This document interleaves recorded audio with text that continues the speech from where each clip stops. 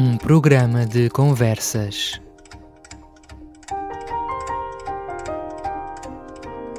Com Luís Carlos Vicente Ramos. O Cravo de Tunes.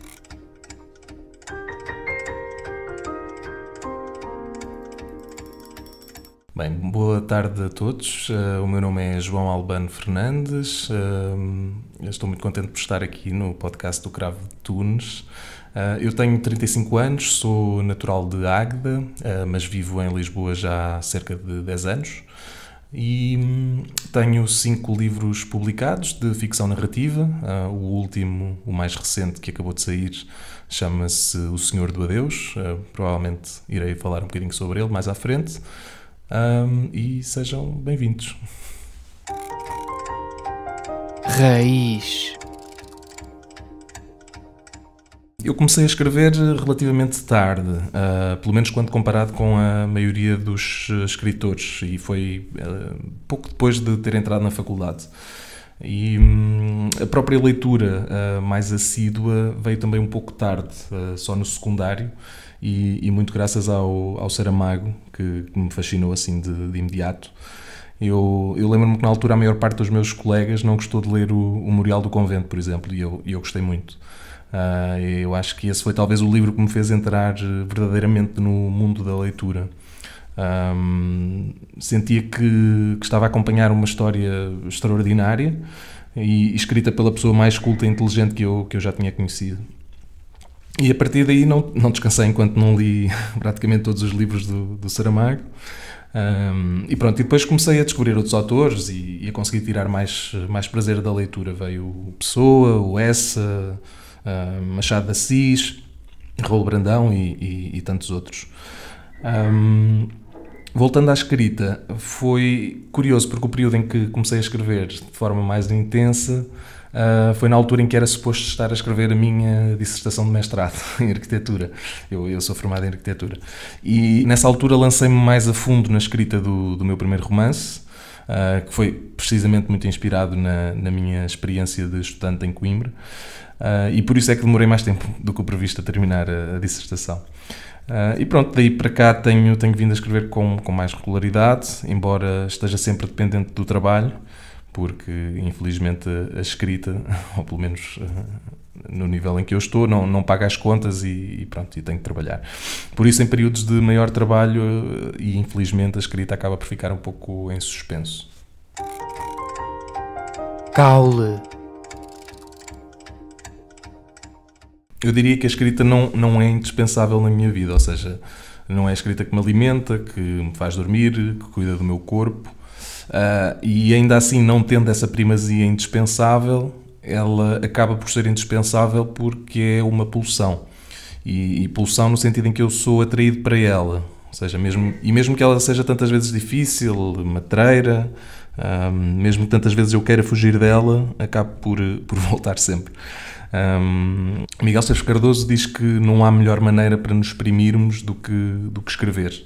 Aliás, ele vai até mais longe e diz que quando nós temos uma coisa boa ou importante para contar, que a devemos guardar para a escrita, que eu acho curioso. E pronto, eu acho que é precisamente por isso que eu, mais tarde ou mais cedo, acabo por voltar à escrita, porque é a única forma que eu conheço de dizer e exprimir coisas que não consigo de outra forma. Por exemplo, há pessoas que têm o dom da oralidade, que são maravilhosas a contar histórias, e eu invejo muito essas pessoas. Por exemplo, o meu avô e o meu tio são pessoas que, como eu costumo dizer, enchem uma sala. Assim que eles começam a contar uma história, pronto, praticamente toda a gente se cala para os ouvir. São muito cativantes e inspiradores. E eu que passei a minha vida a ouvi-los e a invejá-los, pronto, como não tinha o mesmo poder do que eles, acabei por encontrar na escrita a forma de contar essas histórias que não sei contar em viva voz. Mesmo que, como diz também o Miguel Esteves Cardoso, não faça falta ao mundo mais escrita, não é? Já se escreveram muitos livros incríveis e uma vida não é suficiente para os ler a todos. Pronto, ainda assim eu insisto porque é uma pulsão, como eu disse, uma pulsão inteiramente minha e pronto, e já que o faço, quero tentar fazê-lo da melhor forma que posso e que sei. Folha.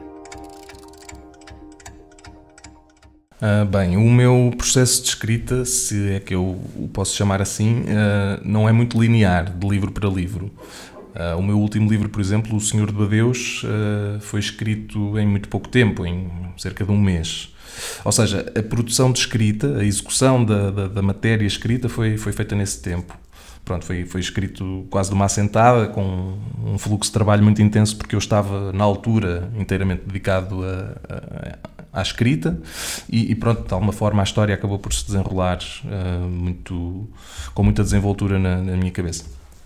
É claro que depois o processo de revisão foi mais longo, mas ao todo deve ter demorado uns 3, 4 meses. Por outro lado, tenho um outro livro, este ainda não publicado, que tem sido uma odisseia. Eu estou a escrever há quase 10 anos. É um livro de maior dimensão, é certo, mas foi construído ao longo de um período de tempo que passou por imensos altos e baixos, passou por períodos de abandono e desistência. Enfim, por momentos eu achei que ele já não fazia sentido, depois voltei a ele e achei que já talvez pudesse ter. Pronto, entretanto reescrevi a maior parte, cortei, fiz enxertias. Enfim, foi uma aventura que eu julguei muitas vezes perdida, mas que finalmente consegui concluir. E pronto, tudo isto para dizer que sou um escritor muito pouco coerente nos meus processos, que tanto podem ser curtos e intensos, como espaçados e longos.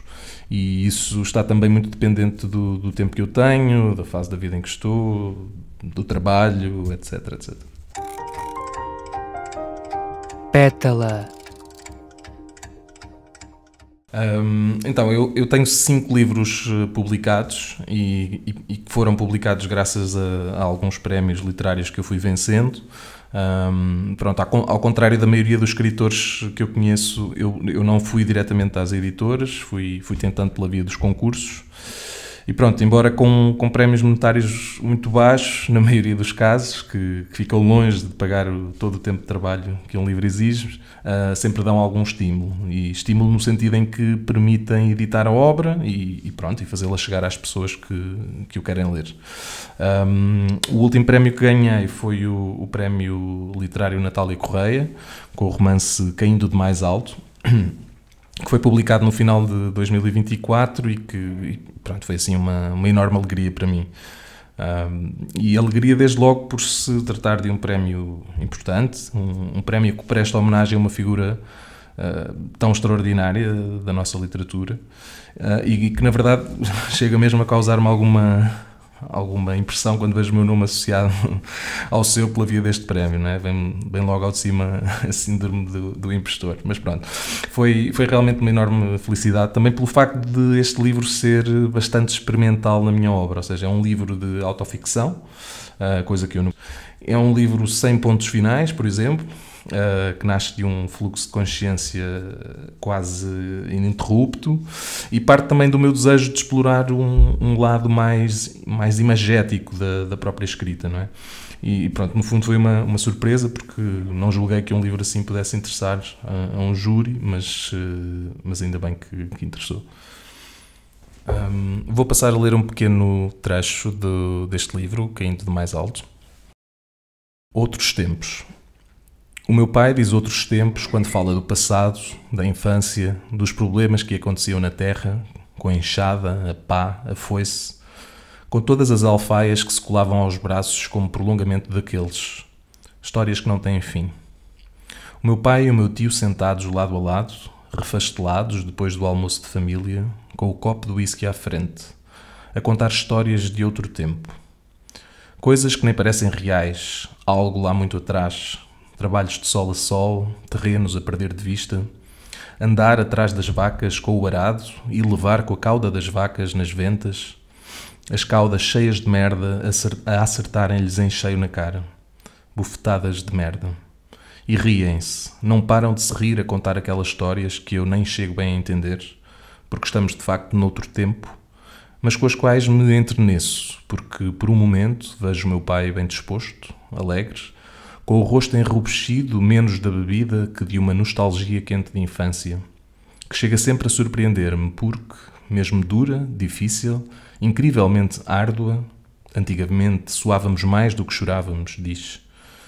O deixa sempre com este brilho nos olhos, a recordar bofetadas de merda das caudas das vacas, travessuras com o irmão e os amigos da aldeia fora, banhos em pelota no rio, partidas na festa de São João, jogos de futebol que ficaram célebres até hoje, que tornam sempre esta mesa a quando dos nossos almoços e que fazem parecer a minha infância, que não foi tão dura nem tão difícil, muito mais triste do que a deles. Outros tempos. Então, o meu primeiro livro chama-se Desafortunados e é um livro de contos. São 8 contos e é um livro assim um pouco pesado, porque são tudo histórias assim de uma grande injustiça ou de um grande infortúnio. E pronto, esse livro saiu, felizmente, graças ao prémio Maria Amália Vaz de Carvalho, que eu ganhei em 2020. O meu segundo livro chama-se Uma Última Solidão e foi, na altura, a Cordel de Prata abriu um pequeno concurso para originais e pronto, e o meu foi selecionado. E é um livro...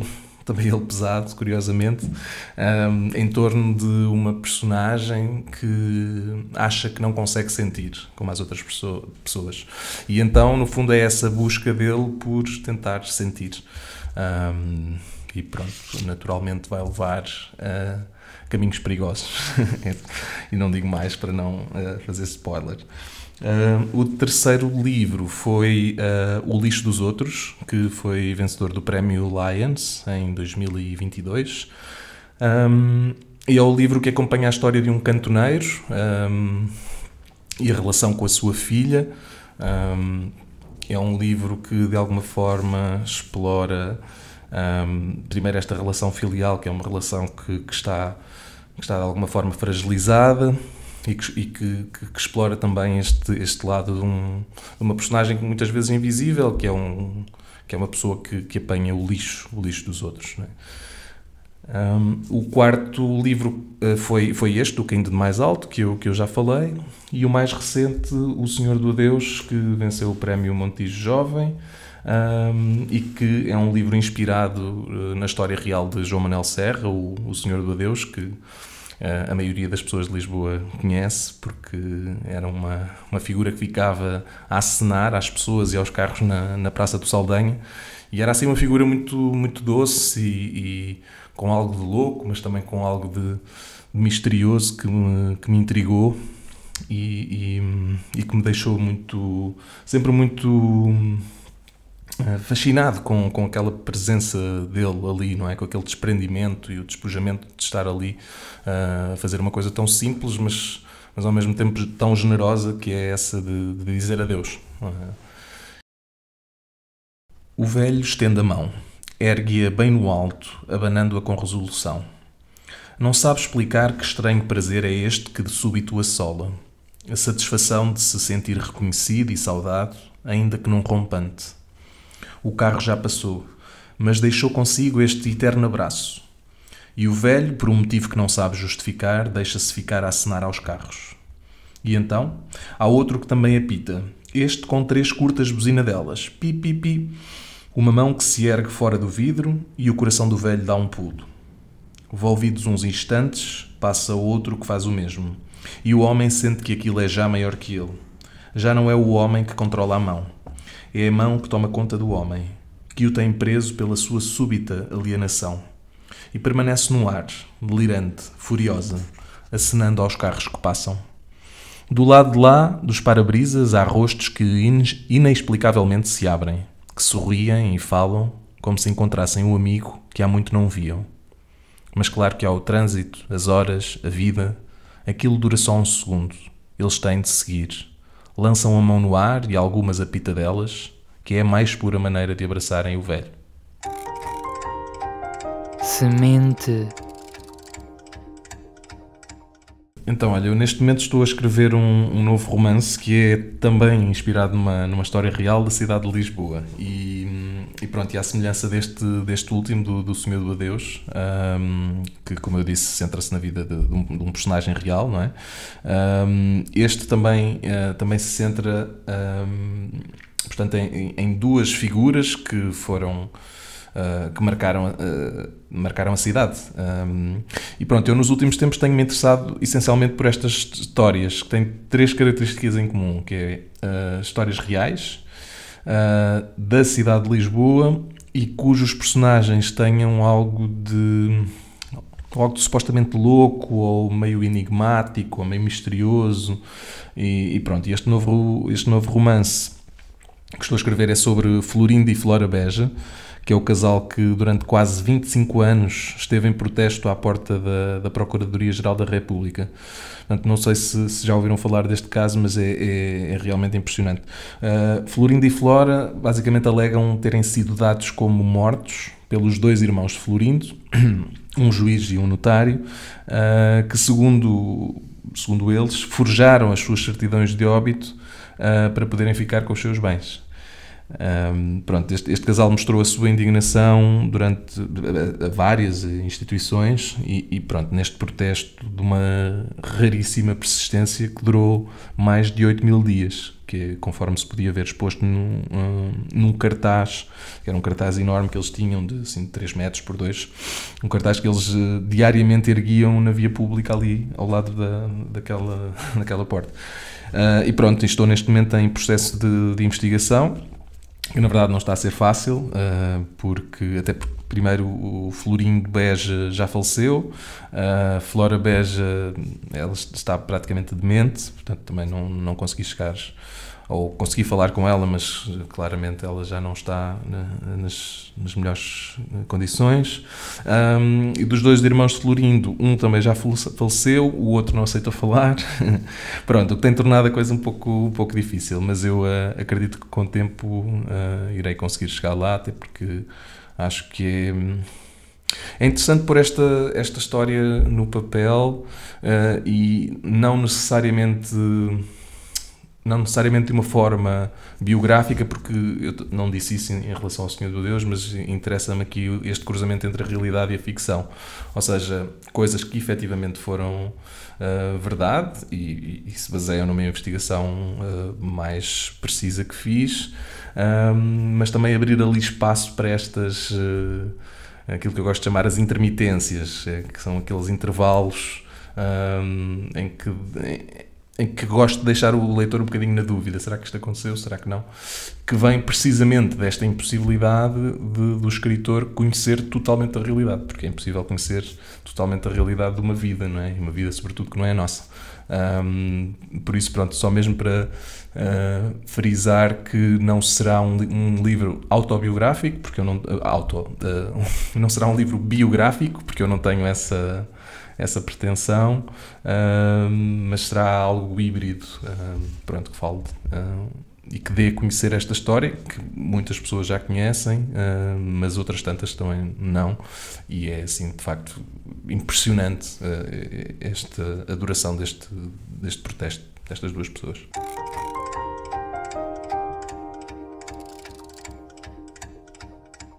Então, muito obrigado a todos os que estiveram desse lado. Espero não vos ter maçado muito. E se ficaram com interesse em saber mais sobre os meus livros, podem procurar-me. E eu tenho sempre interesse em falar sobre os livros de literatura e sobre a vida também.